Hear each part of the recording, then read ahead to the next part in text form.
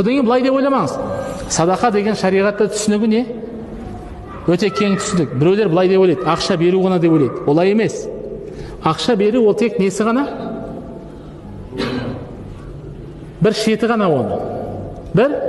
Біреу ғана. Сол үшін пайғамбарымыз саллаллаху алейхи уассалам көшеде тұрған, көлігіне мініп жатқан адамның затын жерден алып беруді садақа деп есептеген.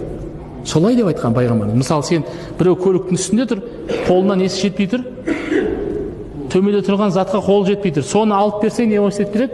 Садақа болып есептеледі. Екі ұрысып қалған адамның арасын жарастырсаң, ол не болып есептеледі?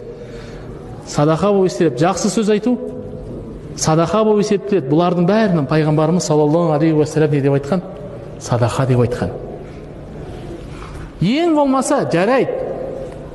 Жақсы сөз айта алмайсың, ақша бере алмайсың, екі адамның арасын жарастыра алмайсың, тып-тиыс жүрудің өзін пайғамбар садақа деп айтқан.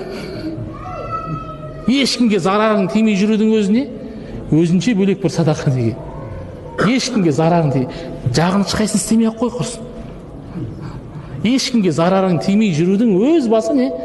Садақа болып есептеледі. Осылардың барлығы садақа деген ұғымға несі деген? Кіре деген.